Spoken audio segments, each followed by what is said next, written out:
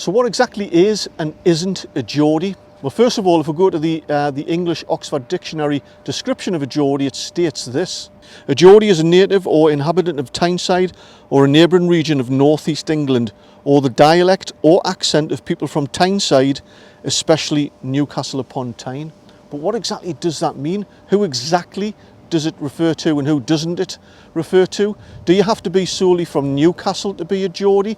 What's the history of the term and the word Geordie and how it eventually became to describe a whole community of people? So in this video I'm going to tackle some of those questions, and it is really quite a complex subject because along the way I'm going to dispel some common myths about what a Geordie is and Geordie isn't. And I've looked on YouTube and I think this is going to be the best description of what a Geordie is that you're going to find. It's coming up.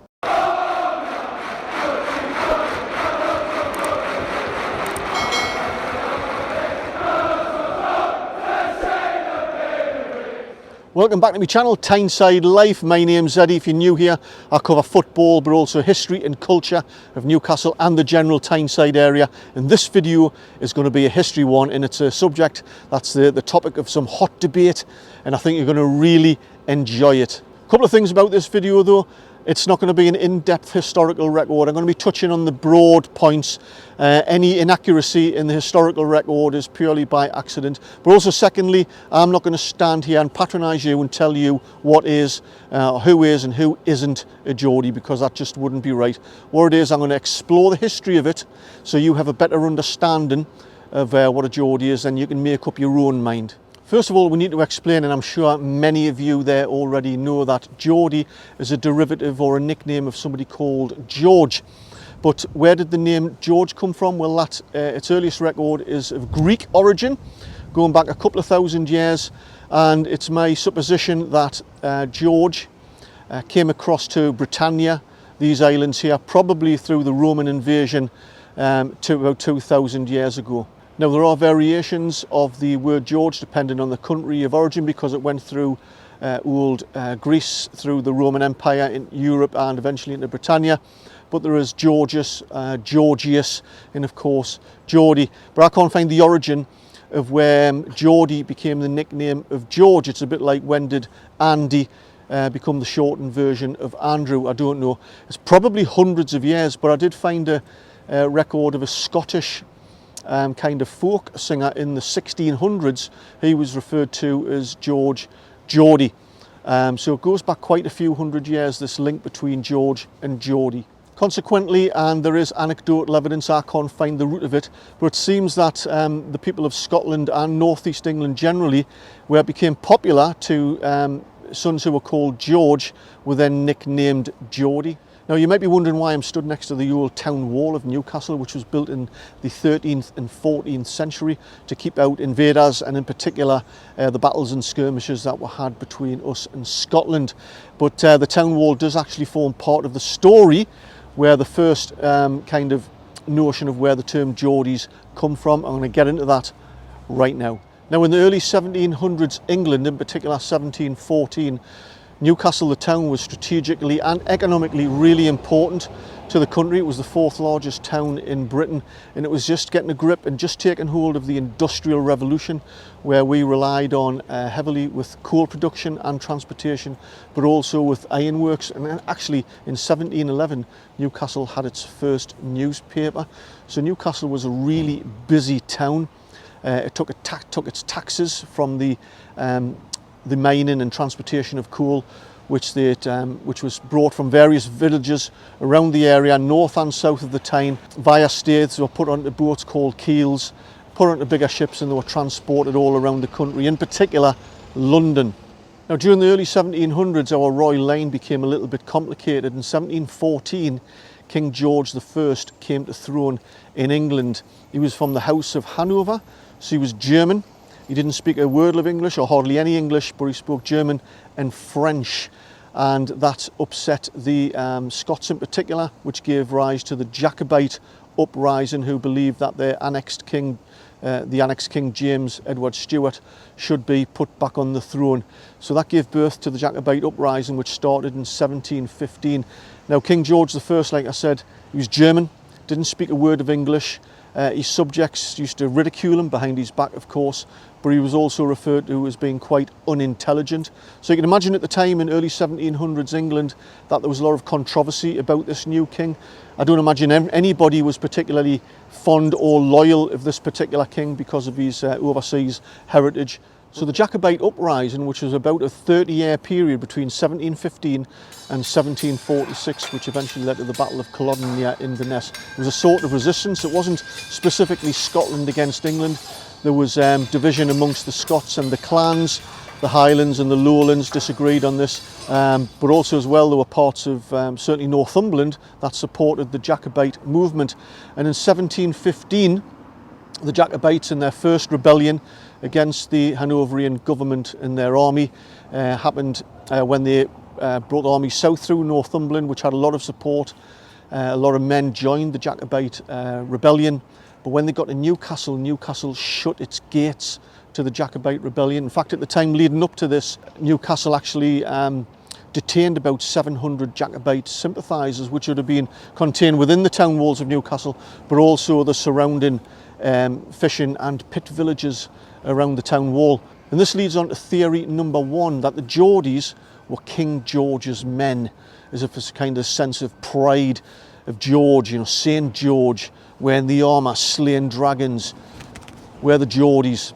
Let me know what you think, but I don't think for a second with this new German king, and I'm speaking in the context of early 1700s England, that the men of Newcastle particularly wanted to be part of this government army. I don't think for a second they were going around puffing their chests out and claiming themselves to be King George's men or the Geordies. There is nothing in the historical record that suggests this at all, and certainly I don't think it was like that.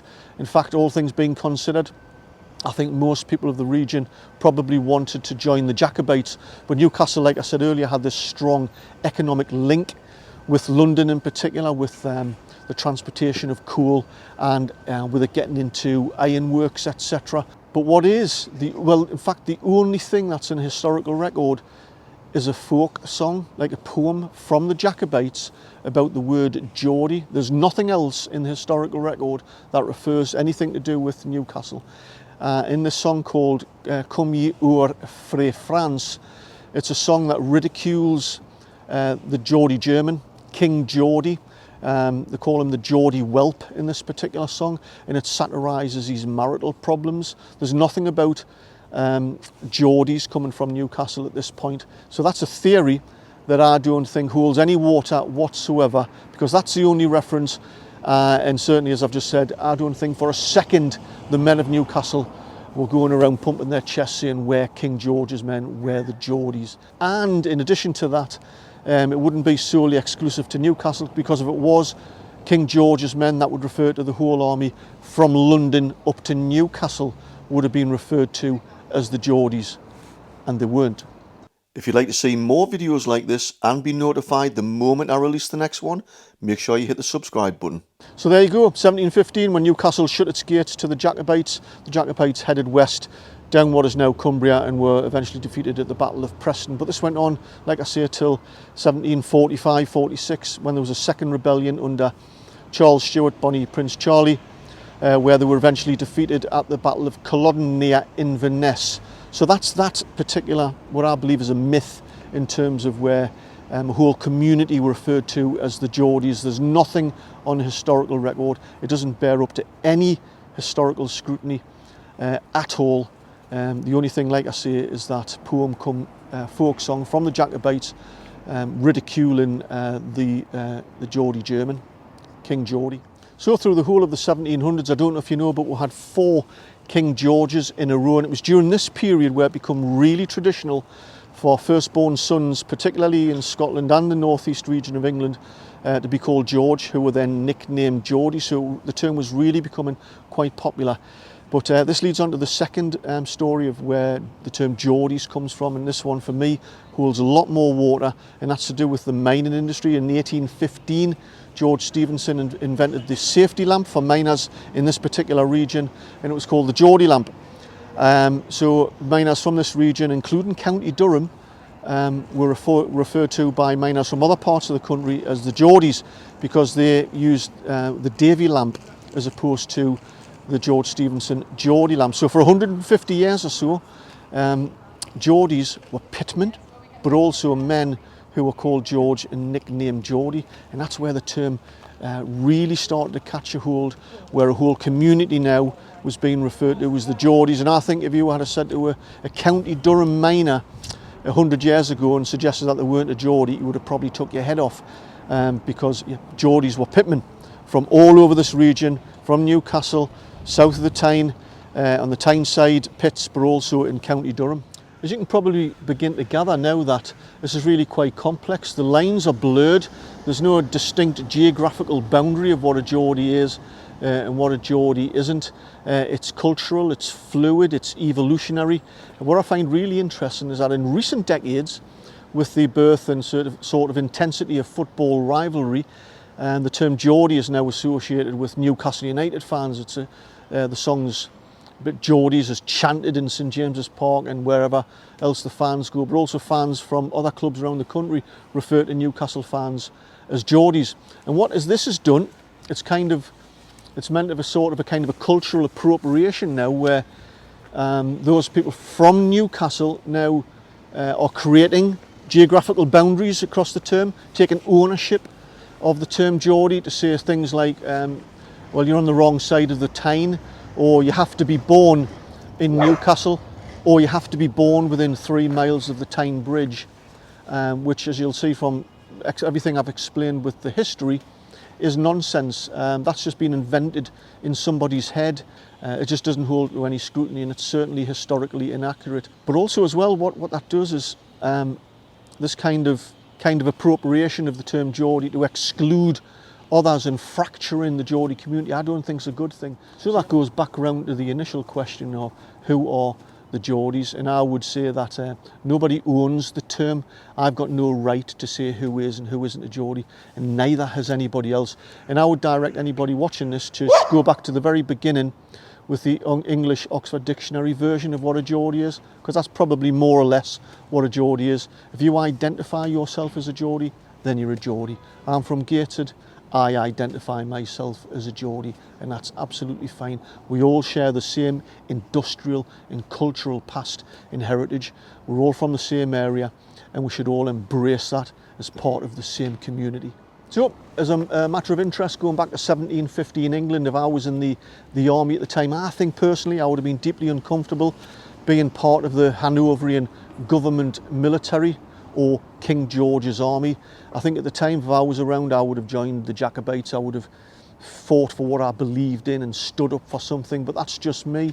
Let me know what you think in the comments below about all of this. If you have some historical evidence that would add some deviation to this particular story, I'd love to hear it. But if you like the video, don't forget to give us a thumbs up, and of course don't forget to subscribe so you get a notification every time I release another video. So until next time, catch you later.